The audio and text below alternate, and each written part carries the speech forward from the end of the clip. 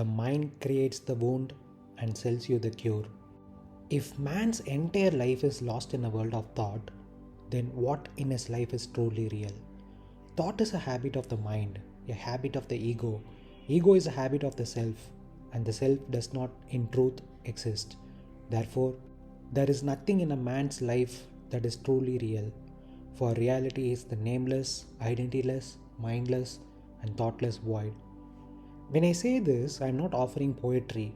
I am describing the architecture of human delusion. Man lives inside a room made of thoughts. He thinks the room is the world. He decorates the room. He worships the room. He suffers inside the room, and never, not once, does he step outside it. Thought is not truth. It is a reflex, a twitch, a habit the mind performs in order to avoid the discomfort of silence. The ego is nothing but the continuity of this habit, and the self, the great character you believe you are, is nothing more than a collage of memories, fears, desires, opinions, wounds, compliments, and anxieties that the mind has stitched together and given a name. And when I say the self does not exist, it is not philosophy, it is a fact. If you strip away your memories, your roles, your ambitions, your fears, your opinions, your desires, your identity, your name, what is left? Not a person, not a character, not an ego. What remains is pure awareness, untouched by any story. That is reality. It has no name, it has no identity, it has no thought, it has no mind. It is not nothingness. It is the only real thing you have ever known. Everything else, the drama, the successes, the heartbreaks, the goals, the anxieties, is the performance of a fictional character the mind invented. Man suffers because he keeps trying to rehabilitate this fictional character. He keeps trying to make the lie more comfortable. He never questions the lie itself. The truth is devastating to the ego, but liberating to the one who sees. There is no you to fix, no you to improve, no you to save. There is only the silent, unadorned, unconstructed reality that has been with you since before the first thought ever appeared. You are that silence. Everything else is noise pretending to be life. Thought is a habit of the mind, a habit of the ego. Ego is a habit of the self, and the self does not in truth exist. Therefore, there is nothing in a man's life that is truly real, for reality is nameless, identityless, mindless, and thoughtless void. When I say this, I am pointing to something radically simple that the human being refuses to see. Thought is a habit, not a window to truth. Just like your leg bounces when you are anxious, just like you check your phone every few minutes, your mind produces thoughts out of sheer habit. Thought is not deliberate, thought is not intelligent, thought is not chosen, it happens to you. The mind learned this habit over years through conditioning, culture, fear, comparison, praise, rejection, achievement, failure. The mind now produces thoughts the way a smoker reaches for a cigarette, not because he needs it, but because the habit demands continuity. The ego is nothing but these habitual thoughts organized into a story. Take every repetitive thought of, I should be better. What will people think? I am this kind of person. I want to become that. I hate when this happened. Collect them, glue them together. That glued together story is the ego. It has no substance, it is a pattern, a tendency, a reflex of memory and fear and desire. The self is just the ego given a name. You call the pattern me. That is the core delusion. The bundle of habits, psychological reactions, preferences, wounds, dreams gets mistaken for a real entity. But if you look directly, where is this self? You cannot find it. You only find thoughts about it, emotions around it, memories associated with it. The self is a ghost created by thought. If the self is a fiction, then everything built upon it is also fiction. A man's entire life, his pride, his relationships, his fear, his search for success, his search for love, his anxieties, his ambitions is built upon the assumption that this self is real. But if the foundation is false, the entire structure is false. This is why I say there is nothing in a man's life that is truly real. Not because life is meaningless, but because man is living through a hallucinated identity. Reality is what remains when the fiction falls away. What remains? Not a personality, not an identity, not an ambition, not a thought. What remains is pure awareness. pure stillness, pure presence, pure being, a reality that has no name. Because names belongs to the mind, no identity. Because identity belongs to the ego, no thought. Because thought belongs to the habit, no self. Because the self was never there. This is what I mean. Man does not see reality. He only sees his thoughts about reality and mistakes them for reality itself. Until he sees the fraud, he suffers. When he sees it, even for a moment, the entire house of cards collapses. And what remains is the only thing that ever existed, the silent, unconstructed, thoughtless reality that he truly is. A sensitive and sincere man will begin to slowly understand just how deep and complex his web of lies truly is. He begins to slowly understand just how fantastically believable the structure called his life truly is, and just how magnificently this 310 structure is supported by a hollow cloud of air and mist. The ones who become transformed are the ones who are ready to see. And once they see, life takes on an entirely new dimension. It becomes a life of reality, a life of freedom, freedom from anxiety, freedom from lies, and most of all, freedom from involuntary thought. A sincere man is not the one who meditates, prays, journals, or tries to be good. A sincere man is the one who is willing to look directly at the ugliness of his inner world without running away. This is the beginning of truth. The web of lies. Every human being lives inside a structure that he calls my life. This structure looks solid, like concrete, like steel, like something that has weight. But when a sensitive man begins to look inward, he realizes something shocking. The entire structure is supported by nothing. It is built on assumptions he never questioned, fears he never faced, identities he never investigated, desires he borrowed from society, insecurities he inherited from childhood, ambitions that were injected into him, roles he was forced to play, stories he repeats because silence terrifies him. This is the 310 structure supported by a hollow cloud. It looks real, it feels real, it behaves real, but it is made of thought, and thought is vapor. The sincere man is the one who sees this, not intellectually, not spiritually, not as a philosophy, but viscerally.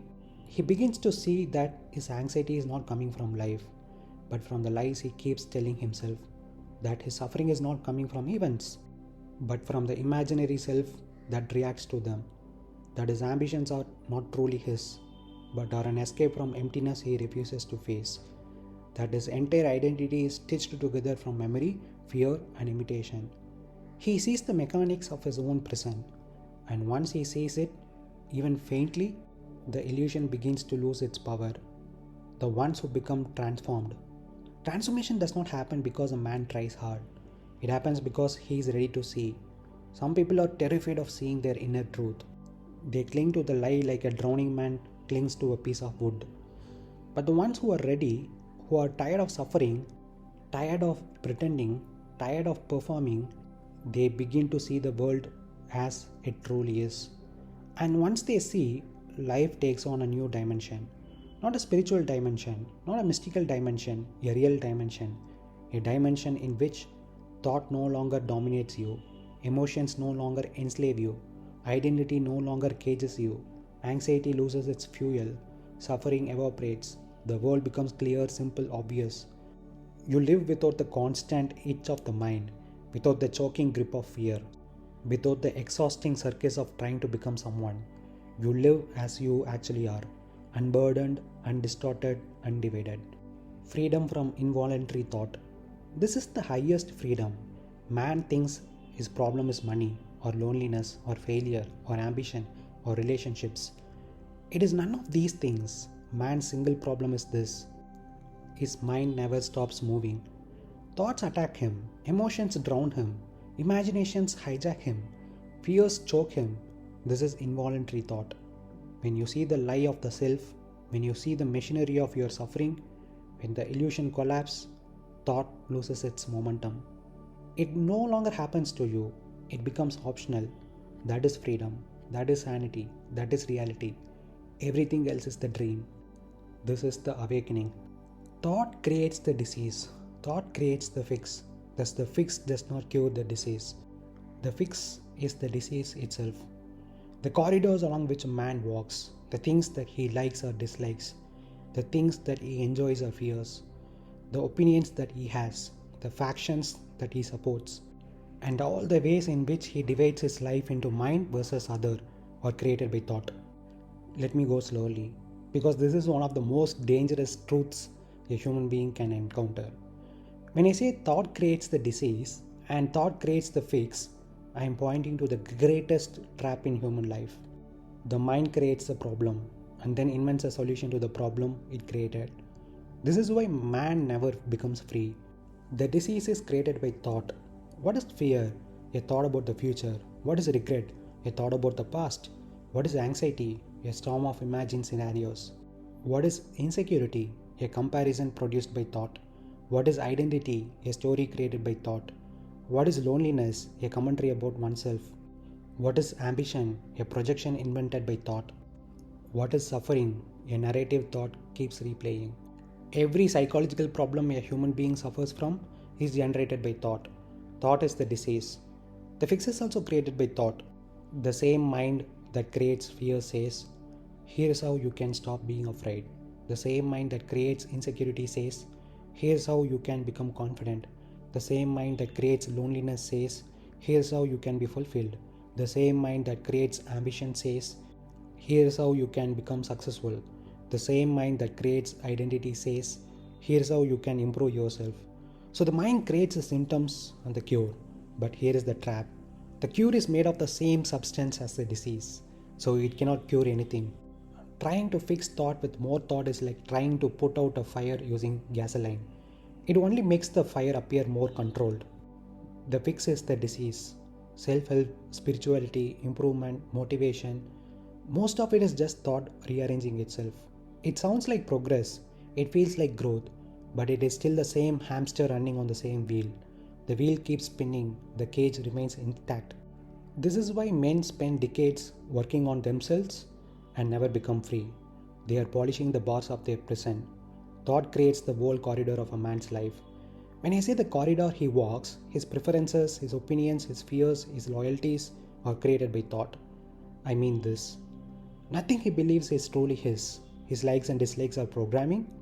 His political opinions are inherited. His religion identity is conditioning. His ambitions are borrowed from society. His fears are internalized from childhood. His desires come from marketing, comparison, storytelling. His value come from the tribe he belongs to. All of it, every angle, every direction, every corridor is carved by thought. None of it is original. None of it is pure. None of it is real. The man is a puppet. Thought is the puppeteer. He imagines that he chooses his path. But he was placed on that path long before he knew what choosing meant. Mine versus other. The root of all division. Thought creates identity, me. Then it creates opposition, not me.